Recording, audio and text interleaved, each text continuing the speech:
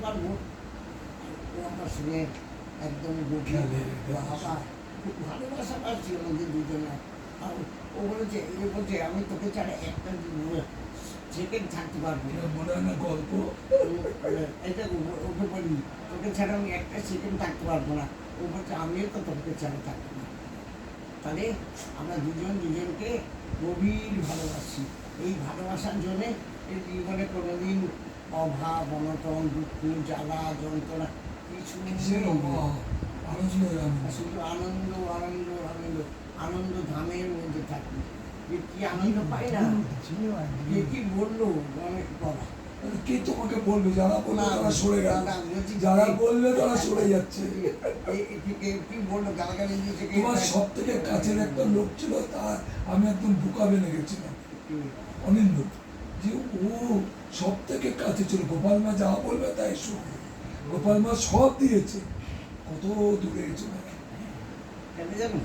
ওর যতক্ষণ কাজ ছিল ওর হয়েছে। এটা তোমার কাজ হয়েছে চলে যাচ্ছে, কেউ কারণ যায়নি। আমি রেডি, তোমার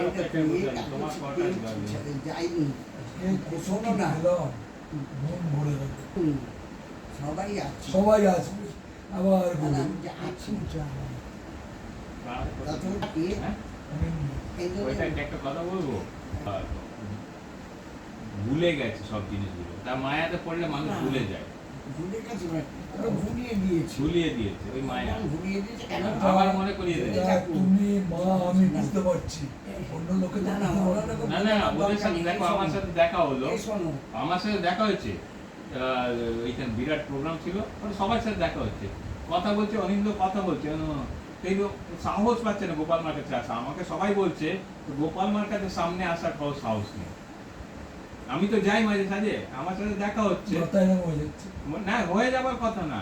এটা তো তোমার অপরাধ হয়ে যাচ্ছে, তো কর্মফল তোমরা ভোগ করবে। তো এটাই যে এই যে তোমরা ভুল বোঝাবুঝি, কর্মফল তোমাকে ভোগ করতে হবে। এদের দেখো না, কথা বলতে হবে না, চাকরিস্থ প্রমাণ, একদম চাকরিস্থ প্রমাণ।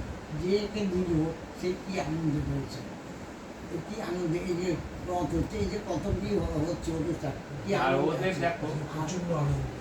ও সব সময় আনন্দ, ওকে পারবে না, যুদ্ধ করলে আনন্দ, ও যুদ্ধ করবে আনন্দে। বাবা সুব্রতকে অনেকদিন পরে আজকে ভালোবেসেছে। সুব্রতকে এতদিন ভালোবাসেনি, আজকে অনেক দিন পর। আমি গোপাল জানে কিন্তু